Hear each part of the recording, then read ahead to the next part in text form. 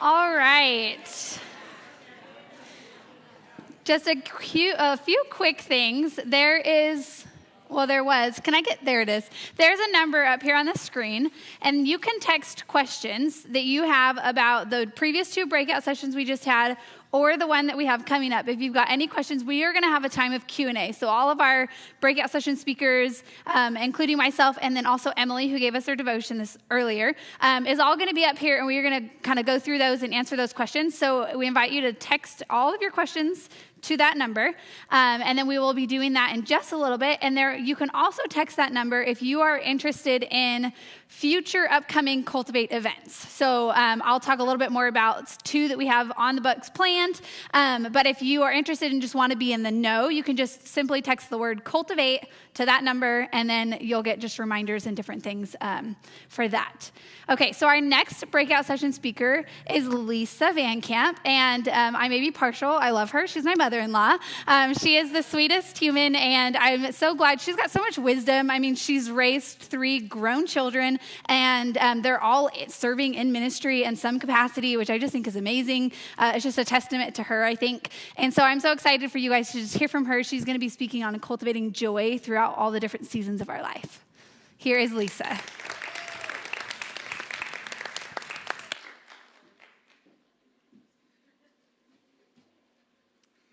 All right, how fun. Some of you guys, can you hear me now? Is it right in my face? I'm used to it. Just quit sending me memes about short people. I'm over it. All right. Okay, I told Trey, well, first of all, let me tell you how hard this is for me because my husband Billy is a pastor and my son Trey is a pastor. So they've been bugging me for like 7-8 days now, maybe even weeks. So what are you going to talk about? What are you going to talk about? And I said, well, you told me I'm supposed to be finding the joys in all seasons of life. But what scripture are you going to use? What are you going to... I'm like, oh, my word. Okay, so I'm going to be talking in Proverbs 3. I text Trey a couple of things that I had in mind, and he texts me back, I don't get it. So I changed it again.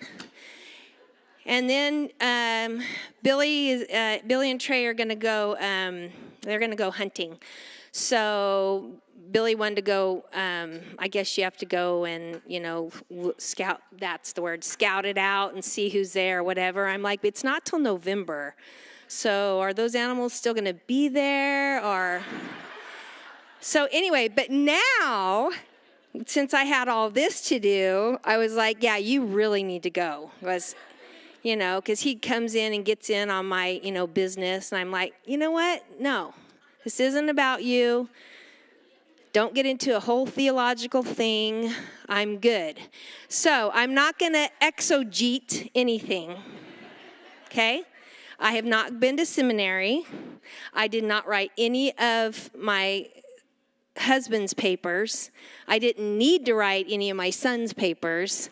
He's way smarter than I am. So I don't know if they're recording this, but I kind of hope not, because I'm sure they'll tell me what I'm doing wrong and how that's not right now. So anyway, we're going to go with it. Are you ready? Okay, good. All right, so I have 3 kids. Billy and I have 3 kids, and we met in junior high. So just to give you a little bit of background, we met in 7th grade, and we've always taught our kids now that what your date is, it's your potential mate, because we were in 7th grade, and we are now married. And also, my sister did the same thing. So anyway, and we said, you know what, that will help you in life, And we also said one thing that you need to make sure of is that they love the Lord. So that one is a rough part that we had in part of the growing up thing, but I'll get to that. And I had to go redo my makeup because Shauna made me cry. And I wear makeup. I'm not one of these natural whatever. So if you don't like that, sorry. It's a lot of money. If you haven't started it yet, just don't start, okay? All right, so, but one thing that I find as being Lolly, I'm a grandma, and my kids, I teach second grade in Leading Edge Academy, and I taught for 11 years at Chandler Christian School, and I absolutely loved it. And our youngest went through all of Chandler Christian School and absolutely loved it. And to this day, we'll say, thank you so much, Mom, for and you know what? I just realized Casey was one of my students in second grade. Am I really that old? Oh, thank you. Yeah, so I taught kindergarten, and I taught first grade and second grade. But anyway, so my second graders this year, I have 27 in my class. I know, you're going, oh my word, it is a lot. And then also this year I had to, or I don't have to, but we have conferences. So for the last week, I've done conferences with the parents. And if you'll know, in this day and age, there's a lot of broken homes. And so that's like double that number because they don't want to come together, and it's sad. The reason why I went to Leading Edge Academy, one is because we were publicly paid, so they offer retirement. I loved Chandler Christian School. It was amazing. And it was great for my kids, but I got to the point where, okay, my kids have gone through that, and now I want to be an example in the public realm. But I also, the charter school, we offer chapel on Fridays. Now I came from being able to do the chapels to not even be able to go in the room now, because of separation between church and state, which was fine. And also the law says, just so you know, that you can talk about God if the child starts it. I can't tell them like I want to, but if they start it. And so having chapel on Fridays, it really helps. And one quick thing before I get into raising our kids, but Friday was chapel, and since COVID, we are every other week is chapel. Well, in my class, and for the last, ever since I started teaching at Leading Edge, I've made my kids go to chapel. They have to have a parent signature. So we changed principals. The principal that I started with retired, so we have this other lady that came in, and she said, wow, I'm just amazed. All your kids go to chapel. And I said, yeah, I make it miserable if they don't. And she goes, well, don't say that. I said, well, that's exactly what I do. And she said, well, I was just thinking you could probably at that time help maybe the lower kids or the ones that are struggling, whatever area, that would be a time you could help them. I go, oh, absolutely not. So anyway, I was in on one other interview when we were interviewing the other second grade teacher because the one we had left, and I told them that. So I wasn't in on any of the other interviews. But that's okay. At least I wasn't fired. So I on Friday then was it was our turn for chapel. And so one of the little boys that I prayed to be gone all summer, I'm sorry, but this kid was in the hallway every day, screaming, crying, hitting the walls. I just prayed, Lord, please don't put him in my class. And please, I can't put up with that, right? It won't be pretty. Well, guess what? He was in my class. And guess what? I know you're not supposed to have favorites, but, he is my favorite. So on Friday, and he's a lot of work, but I love him. So on Friday, he says, oh, Mrs. Vancamp, he said, I'm so sorry. He always tells me he's sorry. And I said, what for now? He's so hard on himself. I said, what are you sorry for? And he's very, very sharp. And he has some special needs going on. So anyway, I said, why are you so sorry? And he said, my mom didn't sign that thing. I'm not going to chapel again. He goes, what if I read my Bible tonight? Will you read with me while the kids are at chapel today? And I said, no. And he goes, well, if I read a book maybe about God, then can we read together? And so then I don't have to sit at my seat. I said, no, I want you in chapel. So he goes, oh, and so he's very dramatic, and it's so cute. So when I met with his mom and dad this week, I thought, oh, I'm probably going to get fired. They're probably going to say, you're making my child go to chapel. But that first thing came out of their mouth was, where's that chapel form? I was like, yes, and we're not allowed to have them in our rooms. And I said, well, you can get it. And I told her where it was and everything. I said, we're not allowed to touch it. And I thought, they're going to forget. There's no way. So anyway, later, so that was Thursday. So later on, he comes running in and gives me the chapel that his mom signed. Wasn't that awesome? I'm like, oh, okay, that's what we're here for, right? It was amazing. So he'll get to go to chapel the next time. But really the way we raised our kids and the way we started is, of course, we made lots of mistakes, okay? So I'm just putting that out there. I mean, it's only by God's grace that our kids are in some capacity of leading, because we started a church when they were little. I think Shay was 5, Trey was 11, and Paige was 15. So very forming years on all the spectrums. And, Billy set them down and said, God's called us to start a church. So what are you going to do? I mean, 5 years old, Shay's like, oh my word, what do you mean, what am I going to do? And of course, Trey was like, oh, I'll just be the clown. It'll be great. And then, Paige was like, well, I don't know. Let me think about it, because she's our big-time leader. So what we looked at is that it had to be, a whole family that we had to be all in. And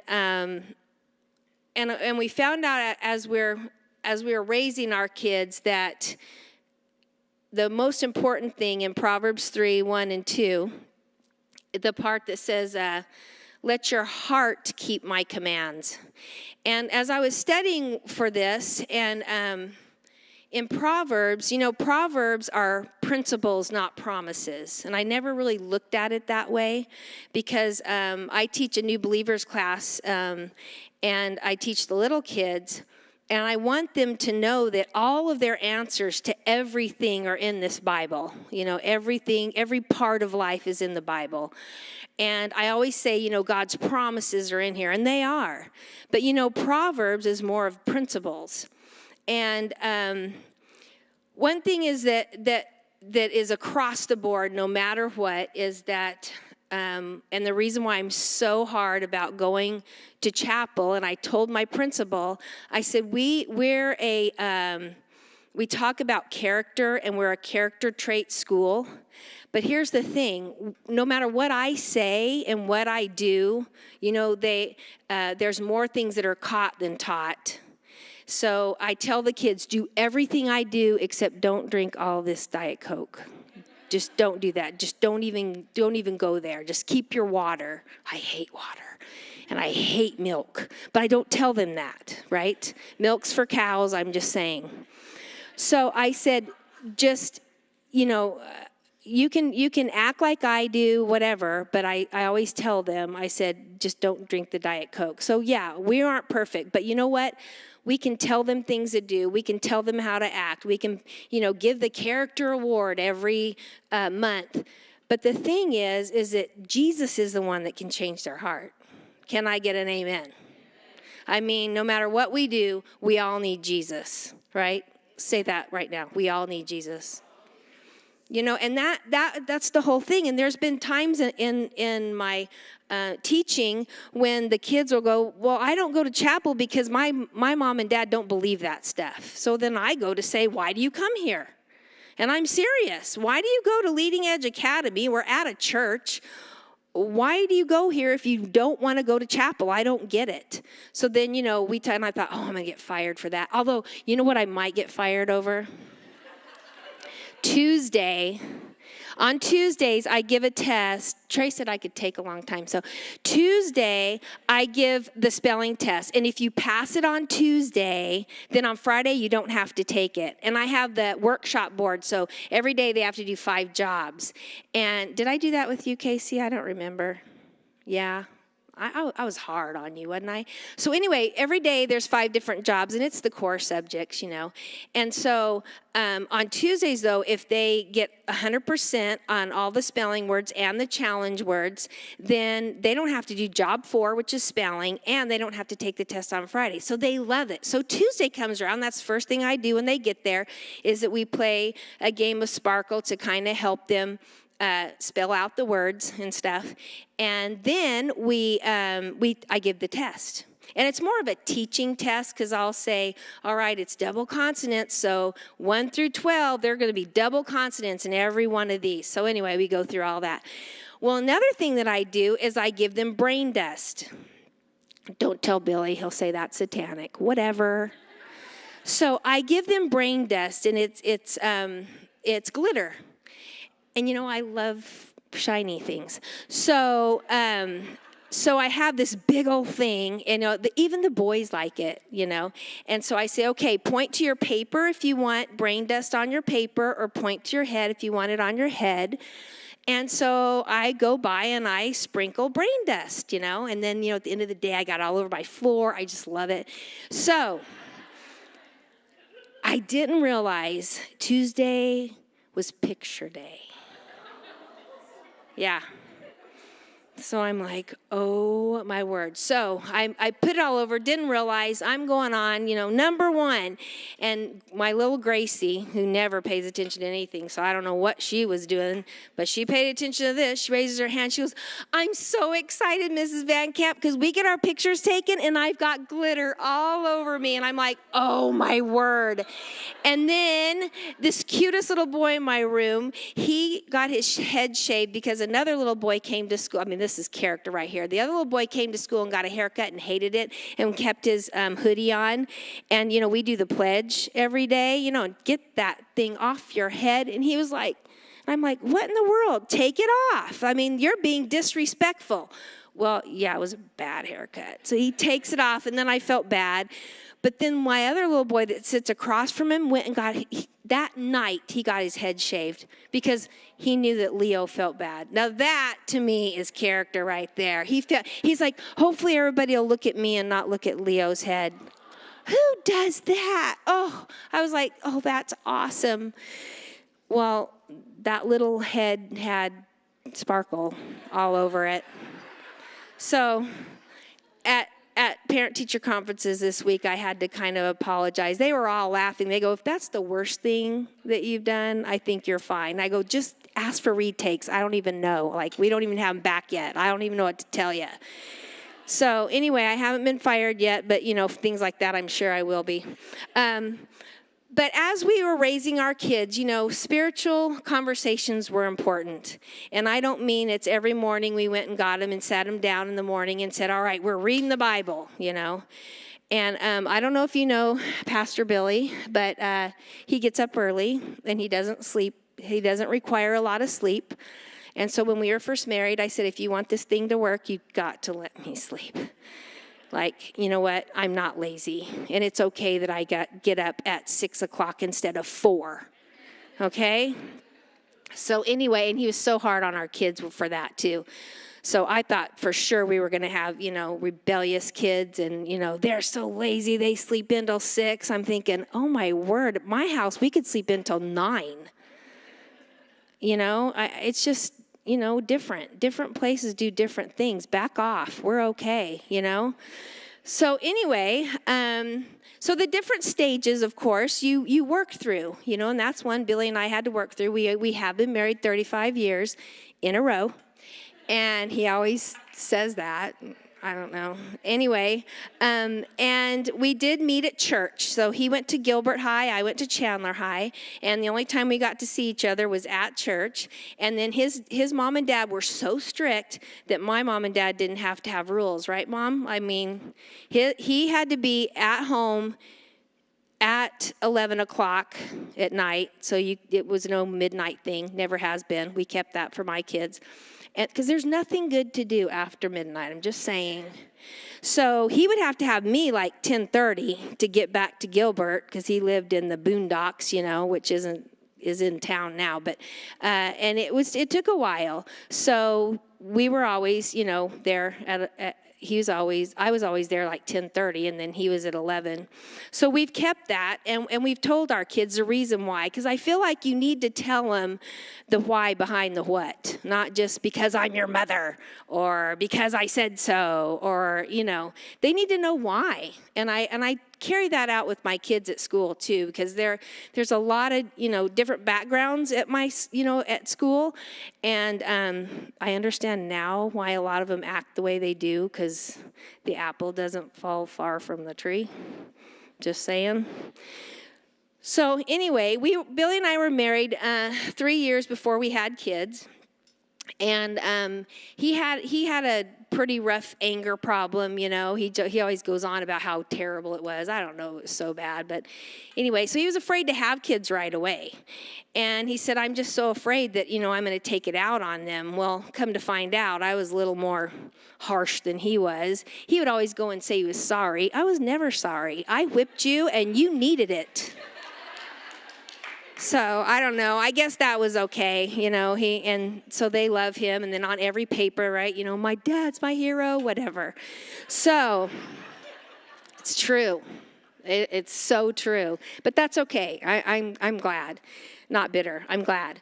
So he had a construction business, and just to let you know, my dad was a pastor, and both of my grandpas were pastors, and my uncle was a pastor, and my sister married a man that went to be an architect, and then he became a pastor.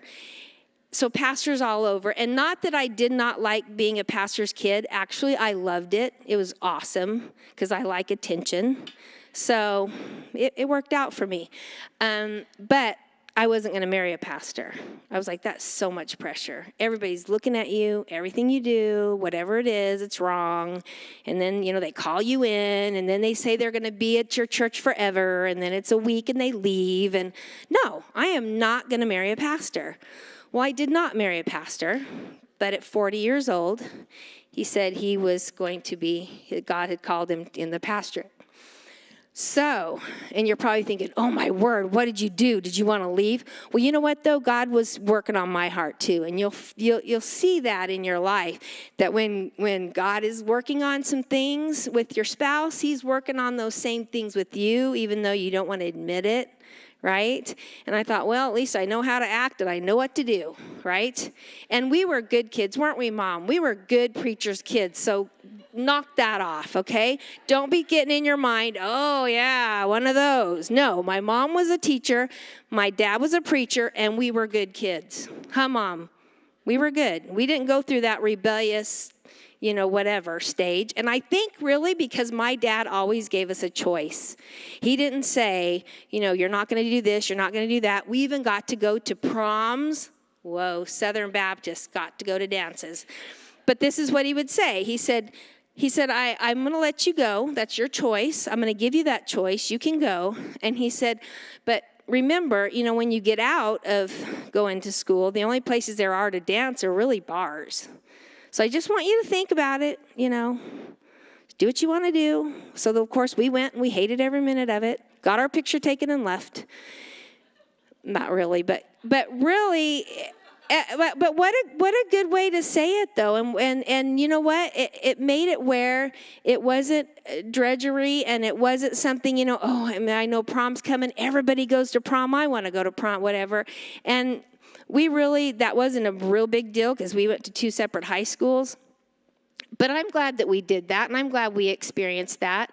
But we made sure that we honored our parents in whatever we did and we honored God. That was the main thing. So, those kind of things that come up in life that you have to make a decision on, think about that. Think about, what is it going to do to my family? What's the repercussions of yes, I say yes, or no, don't do that. You have to think about those things. So anyway, back to when Paige and Trey were little. So we had our own business. He wasn't a pastor yet, and we had our own business, and I was a teacher. And then Paige came along, and I just stayed home long enough for, maternity leave or whatever. She was born in March, so I just took the rest of the year off. And then dear saint from our church. She was so sweet. She had one little girl herself, the same age as Paige. And she said, are you going to go back to teaching? Because if you do, I want to babysit Paige. She was in the nursery with her. And I said, really? And then I had all that pressure. Moms, you get this pressure of stay at home. Don't stay at home. Be a stay-at-home mom, all this, and I don't know, I'm a pleaser, and I hate it because I try to make them happy, and then I try to make them happy, and then when you have kids and they grow up and they have their own families, you cannot make them happy, so it's no more of spanking them, sending them to your room. No, they have their own deal, so it's hard. So go on a cruise, and then everybody gets to pick, and then you're good. Everybody likes something different. No, my kid can't eat that. No, oh, my word. Anyway, so she stayed home.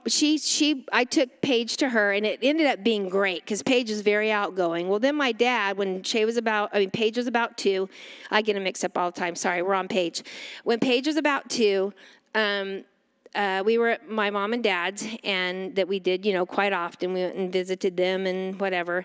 And my kids always wanted my mom, and my mom was a teacher. So, whenever they were sick, I want to go see Grandma. I'm like, perfect, I am not a nurse. Well, God had other plans for that too. I'll tell you that in a little bit. So anyway, my dad told me, he said, man, Paige has got the personality. And I said, isn't she the cutest? He goes, yeah, she's either going to be in prison or the president someday. I'm like, really?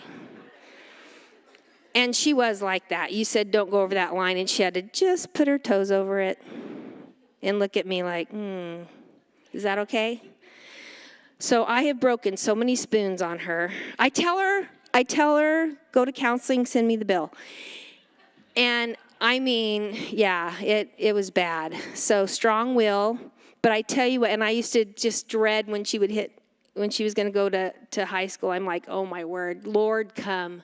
And that was my prayer, Lord, come. When she was 11, okay, you got 1 year. I don't even want her to be a teenager yet, 12. Just come when she's 12. And the thing is, she was always so fun and always, she lights up a room when she comes in. And she's a lot like Billy. And so anyway, and then my in-laws would come over and want to take her, and I'd say, oh, okay. And then they'd take her, and then I would cry because she was gone. It was ridiculous. And so, but I knew we had our work cut out for us. I knew that she needed guidelines, right? Don't they all? They all need guidelines. Well, then Trey came along, and he was so easy. So after the 2 kids, then paying a babysitter for 2 kids, I was like, somebody else is raising my kids. I'm going to stay home. I don't care if we live in a shack. I'm going to stay home, and I'm going to raise these kids. So I'm going to cut coupons. Oh, you should have heard me. Big lie. But anyway, God provided. And the thing is we always look back at Proverbs. I always look back at Proverbs and trust in the Lord with all your heart. And it's about the heart. I mean, you can whip these kids and try to do whatever you want to do, but it's God forming their heart. And they've got to know that you love them. And I think like Shauna was talking about, when you talk with people, they've got a story. When I was sitting with those parents this week, man, what a difference that I'm going to have when I go back after fall break, just because now I know more about them, At first, when I first get my kids at school, and Trey, I would always hate that because we would see, I'm not a big hugger, okay? I'm just not. I think this COVID thing has been wonderful. You don't have to hug, 6 feet apart, it's awesome. But my kids, when they were little, I hugged them and, whatever. So he wasn't deprived of that. But as he got older, you just kind of back off from that. And especially, boy, I knew he didn't want me to kiss him before every ball game, or whatever. So I back off from that. But my kids, when we would see him at the grocery store, oh, Mrs. Vancamp, I'm like a celebrity. It's so cool. And they go come and, hug me. And Trey would kind of look and go, oh, can't believe you do that. Oh, I'll hug you. No, I'm good. But they become my kids and they become my little family, just like your church family. You become family. And but Trey was different than Paige. Trey, I called my sticky booger because every time, you remember when McDonald's, well, they still do, but they took him out, they'd have all those balls and they go in and you jump and you whatever and all those balls.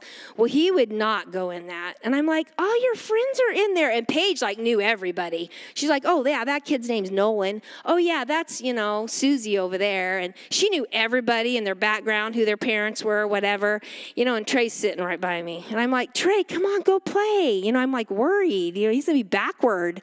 And he's like, do you know how many kids have pooped in that?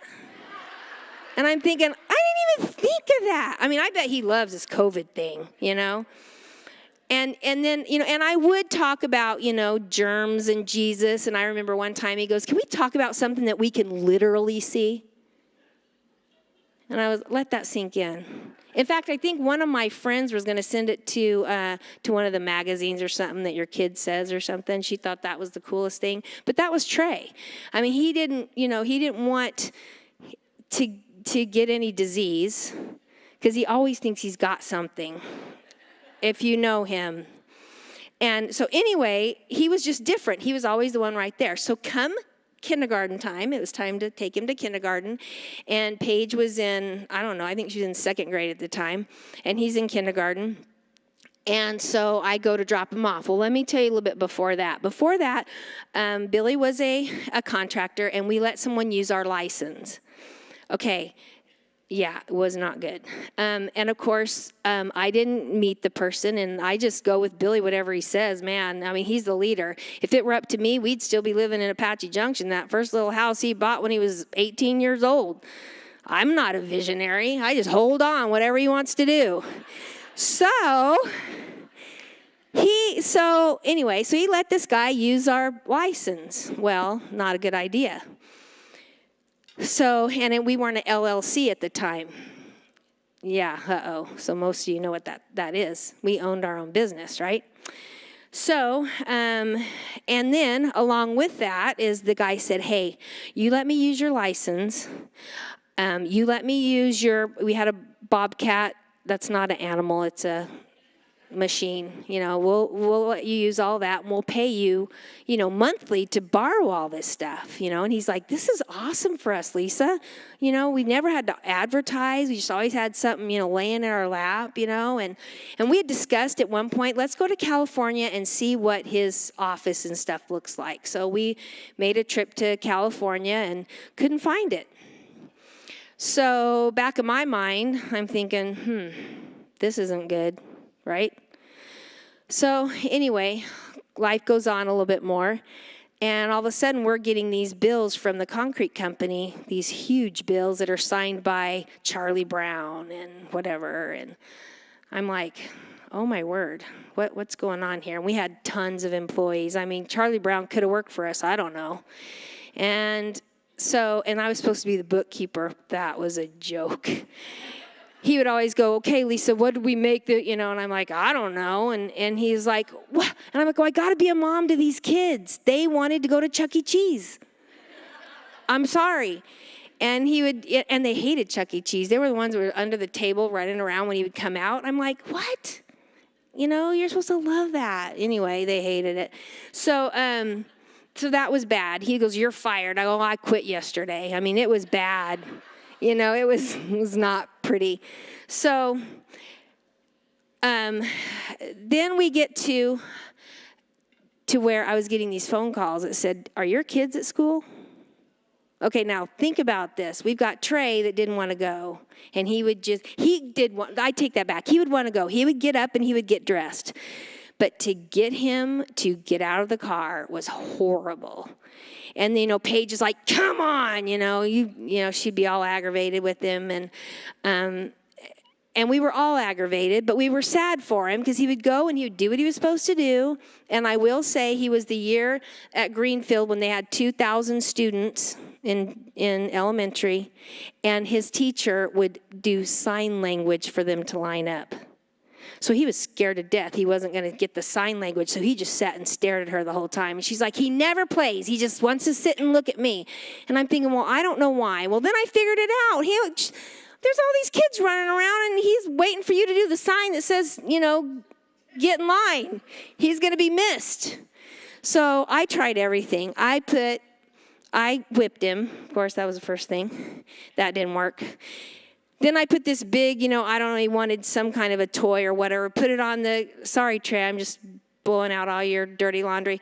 And so this big thing, it was big. It cost a lot. And I put it on top of the refrigerator. Okay, if you go 5 days without crying to go to school, you can have that.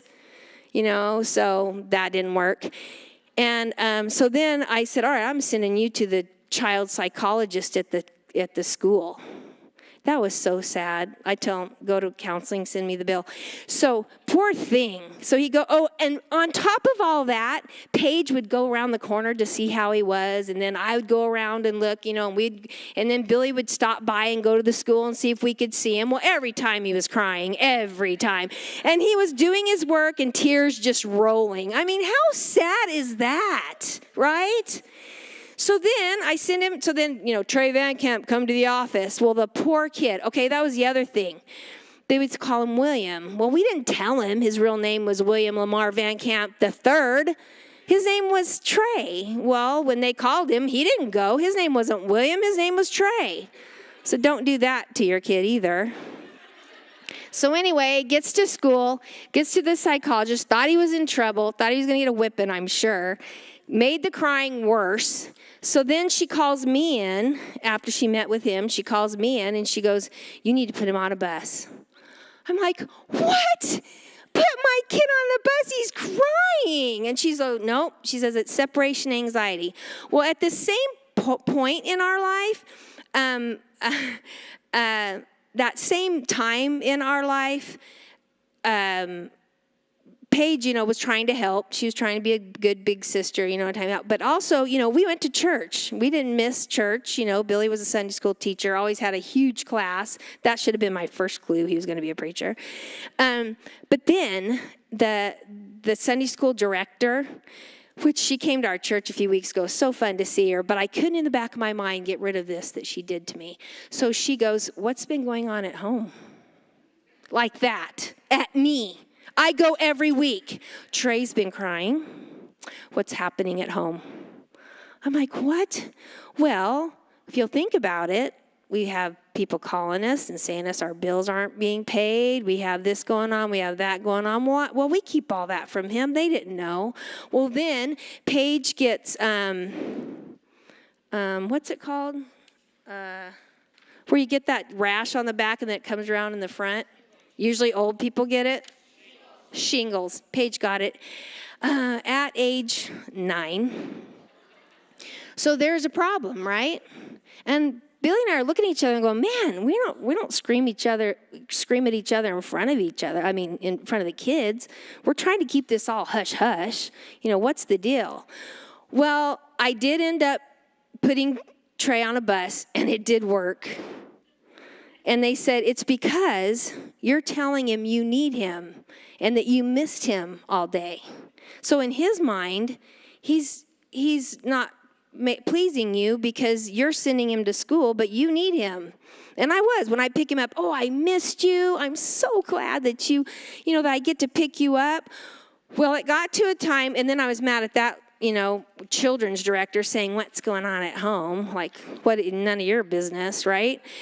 And so I was not too happy with that. But looking back now, I guess it did show all over my face. We're having to pay these bills that we didn't have. And at this time, we had built a house just right out of Gilbert. And now it's in Gilbert. But, and we had some land. And we were going to have horses like he grew up. And he was, excited about that.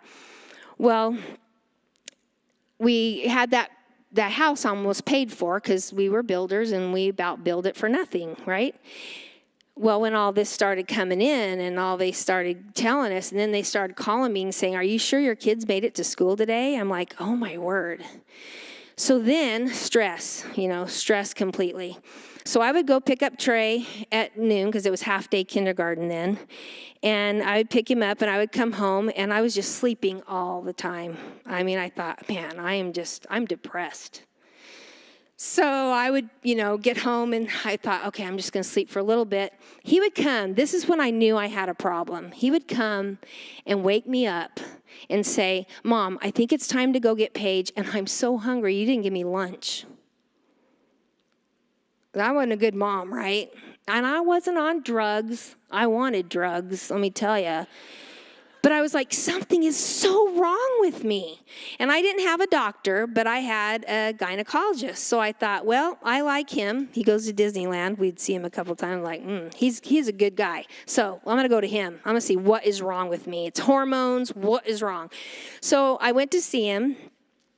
And then at my church, I did I went to First Chandler, and I did a study on Job.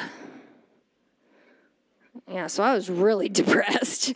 I was like, oh, my word, then all of this has come crashing down on me, right? I'm losing everything.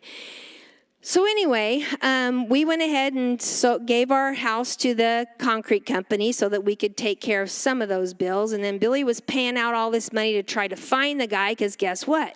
We didn't know where he was now. And then when I went to the doctor and they said, get on the table, let me see if I hear a heartbeat. I said, a heart what? My heart is going, I'm alive. Oh, no, we think you're expecting. I'm like, you've got to be kidding me. How am I going to tell my mom? So I made Paige tell her. And you know what the funny thing is, too, is that Trey told her like 3 weeks before, my mom's going to have a baby. He's prophetic. I didn't even know. I'm like, you need to tell me these things, Trey. So I was mad at him for that. Anyway, sure enough, and I was 33 years old, so they're like, okay, come in, you got to have an amniocentesis. I go, okay, from what I know about that's this big, long needle. I hate needles, you guys. Like, I hate needles. I get the shots when I'm supposed to get shots, and draw the blood when I'm supposed to, but they said, no, we need to see if there's a problem. And I said, no, I'm having this baby no matter what. Well, we have to let you know, you're old. I was 33, you're old, and Paige was 9 and Trey was 6, and going through all this stuff. And I'll never forget, my dad and mom sat us down and said, you know what? You got your health. You might lose everything you got, but you got your health. Don't worry. So I'm thinking, well, okay, but I've got mouths to feed. Yes, I have health, but I have mouths to feed. What are we going to do, And so, of course, they were so good with us, working through everything with us. And I did do this, and I would pray, and I would say, Lord, why couldn't it be a health problem instead of a financial problem? Don't ever do that. That's like praying for patience, right? So anyway, that has hit us, but that's for another date. So anyway, I thought, well, that's true. And you know what? We're what the kids have. And Billy, I kid you not, he was in like I don't know what he was in this funk. It was depression for like 2 weeks. And I don't know if you know him, but he takes like 5 showers a day. Our water bill's atrocious, and it's because of him, not because of the pool. It's because of him. And he would not take a shower, and he did nothing but read the Bible. So I was like, okay, the good thing is he's reading the Bible. You would think something's going to sink in and know, isn't cleanliness close to godliness or something, whatever. And he was Mr. Clean all the time. And I was like, something is definitely wrong. What am I going to do, And he's the visionary. He's the fixer. He knew. I was like, this is terrible. So we went and downsized to a 900 square foot little house. And if you ask my kids to this day, they will tell you that was like the best years of their life. They'd get in trouble. You get on the bed. You get under the bed. I don't even know where you go. There's no place for anything in there. Oh, it was unbelievable. So anyway, then and of course I had Shay at the we called the big house, and then 3 months old, and then we sold that and went into the apartment. So here we have this little baby, poor Trey's world. He was the youngest, and now look, he's got this. And then, I was like, how am I going to tell my friends because, and I feel bad for those, because I know that's a hard spot. For those of you who can't have children, that's a hard spot. But, I was in a hard spot because this guy that said he was going to pay insurance, no insurance. We couldn't find him. And I was like, what am I going to do? We have no money. Billy, he works hard. He still does to this day. So I thought if there was work to do, he would do it, And how are we going to pay for this? And then, I've got Trey and Paige. What are we going to do? Oh my word, this is a mess. But you know what? Goes back to trust in the Lord with all your heart. Lean not on your own understanding. Etch that in your mind. And then after that, he tells me we're going to plant a church. Are you kidding me? I know what pastors make. Nothing. So I'm like, oh. Well, then we were on a ball team, and they do say that sports and screens are the hardest things for parents these days, and I agree, it is. You want your kids to. Sports are good for them. It teaches them discipline. It teaches them how to get along with each other, with others. It teaches them, all kinds of things. So we had Trey in a traveling basketball team and a traveling baseball team. We were going to sport him to death. So he loved basketball, so we, went through that. And, he could dribble when he was 15 months old. I kid you not. He was good. And we named him right. He could shoot threes all day long, so Trey was a perfect name for him. And he played baseball. Okay, that was Billy's dream. So after we got back on our feet and got things going, and we had some property out here, so we built a house out here, and then, we were getting things back together, and, that was in the past, and now we're building up, and I went back to work. I went to work at Chandler Christian School. It was amazing, and, took Shay there, because I'd take the other two to school, and I had them at two different schools. Don't do that either. We were all three going in different directions. It was crazy. And but I was a pleaser, and this one wanted to go there, and that one wanted to go there, so we did it. And so we would, had all these things to do, and yeah, we're making money, so yeah, Trey can, be on these traveling teams. Well, Trey's my sticky booger, remember? So he didn't want to go unless we took him. So we're like, hey, listen, there's some times when we have to go to church, and then you're on this team that they're going to have to take you. So you got to spend the night with them and go on Sunday. Well, ding, ding, don't do that. So then we had everybody tell us, well, you don't want him to miss school, and you don't want, to miss the team, and it's okay if he misses Sunday school. And that happened maybe 3 times, and in one of those times, he hurt his ankle real bad, and they had to take him to the emergency room. We're like, well, that is never happening again. That's ridiculous, We're letting him go off, and he hated spending the night with people. He was a clean freak. Don't send me somewhere to somebody's house I don't even know. Well, yeah, you do at your coach's house. Well, I don't care, So we would do that, and then he came to me and said, we made a batting cage. We did all this stuff for him, right, for baseball. Batting cage, pitching machine, we had it all. So he came and talked to me. He goes, Mom, will you please tell Dad that I don't like baseball? I'm like, what? Are you kidding me? We just went to having nothing. Now we have something, and we built it for you? And he's like, no, I hate it. And he's like, and besides that, I can't even see. I go, you can't see? You make straight A's. He's brilliant. I don't know where we got him. We want to pay that he wouldn't make straight A's. We didn't have to go to that thing where they'd name off all the names and give you awards. No. Isn't that terrible? We did that. Anyway, he was just a straight A student. And so I said, well, you're good at baseball. You're the number 1 pitcher. Everybody wants you. What do you mean? So he's like, no, I don't want to do it anymore. So then I had to sit down with Billy and tell him, guess what? He doesn't want to play ball. And he says he can't see.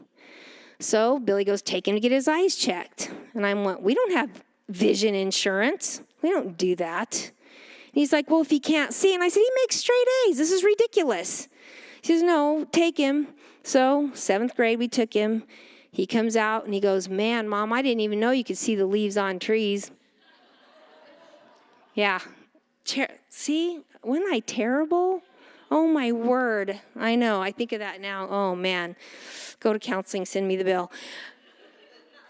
So, all of those things. And then going through all of that, then Billy and I wrote a book. And it's a parenting book. And so then Trey, in his brilliance, he said, Mom, where's that book? And I said, well, I don't know. And he goes, well, if you did, and then Chandler Christian School said, why don't we have a parent night, and you can share, what you've written or whatever for that book. And then Trey never went to that Christian school. We always had him go in other places because he was my little witnessing tool. He would tell everybody about Jesus, the kind that if you were to die today, where are you going to go? Yeah, he did that for years. Anyway, so we wrote this book, and he said, Mom, you know that the parents that need to be there won't be there. So I'm like, forget that. You're right. They think they do it right. You're right. Forget it. But anyway, here are some tools if you want to write these down. These are the 4 steps that we talked about in parenting, and we've also had them gone to other things and added to it. But, the first few years of life are the caregiver. That's when they're babies. You change them, you hold them, you console them when they cry. You make sure that they get their naps, you give them little vitamins to make sure they get naps. That's called the caregiver, okay? The caregiver. And that's when they're little. Well, then when they get a little bit older and in grade school, then it's the controller cop time. We always put the controller, but I saw an ad that they said it's the cop, and that's so true.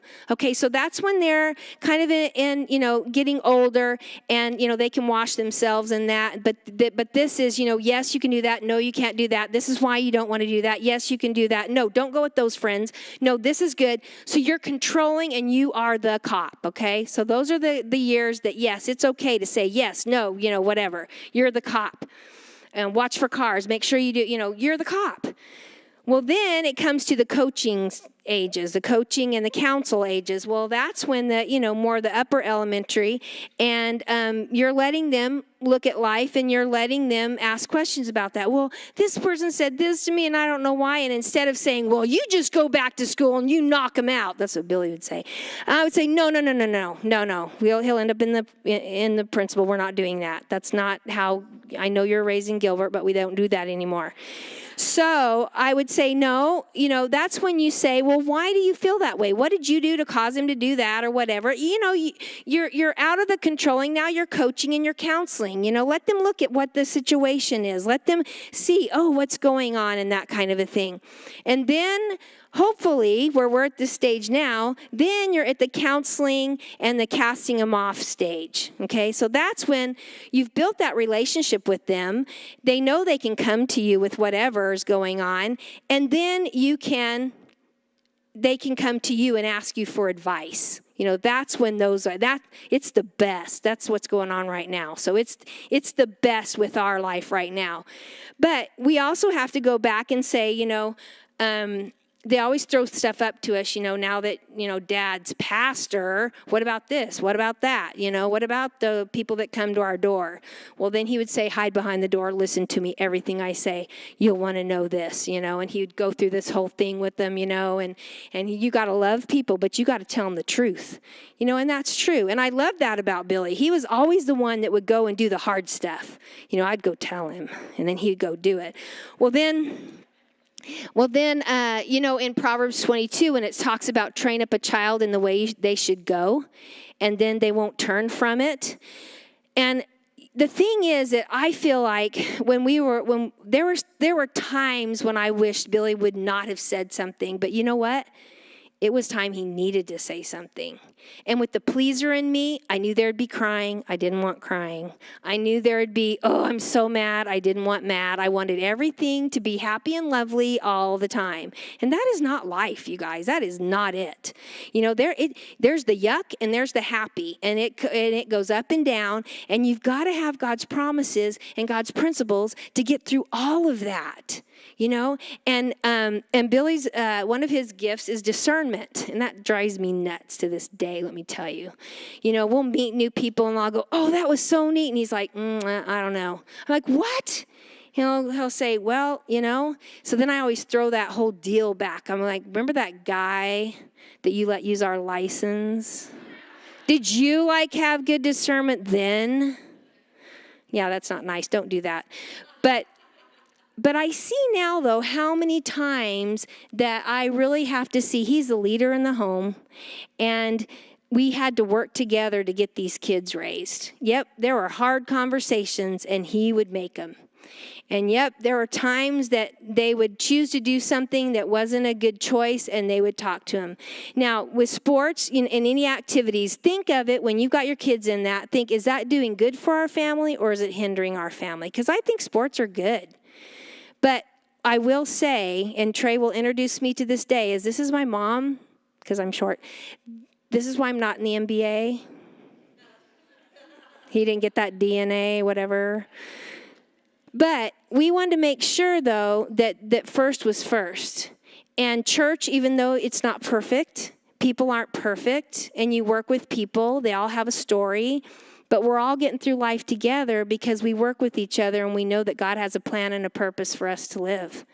And we know that we go through these different things, and there's reasons why we go through these things. There's a reason why we went through what we did. And then, starting the church, we were in 7 different locations before God let us build this building. And I think it was when we would try to do it all ourselves, and then God would have to remind us, it's not about you. It's not about you. You need to love the people. And I'm like, yeah, I love that lady that took me to lunch, was going to buy my lunch to tell me, your church isn't going to make it. Just wanted to tell you. So we won't be going there anymore. Yeah, true. Or the time when somebody came up down the aisle and told Billy, this is our last Sunday. An invitation. Who does that? People. Hurt people, just telling you right now.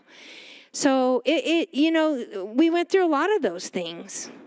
And the thing is that, and I cry when people leave our church. I cry. I'm the crier, not out front and to let you, but boy, behind those closed doors, it hurts me, But, the thing is, our family verse was 1 Corinthians 10:31.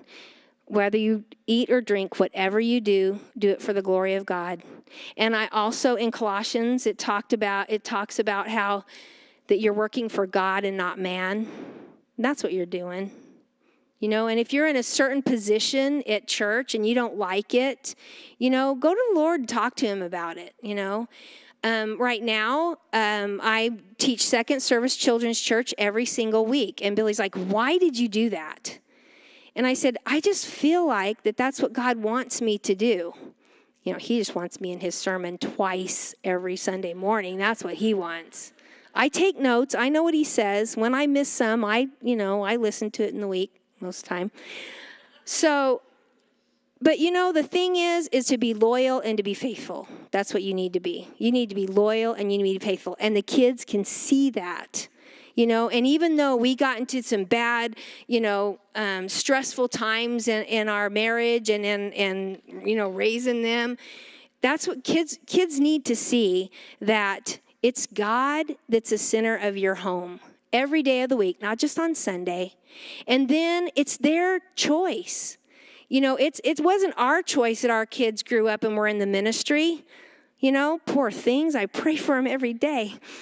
But no, really, it's their choice if they're going to have Christ in their heart or not. It's their choice if they're going to do what God wants them to do.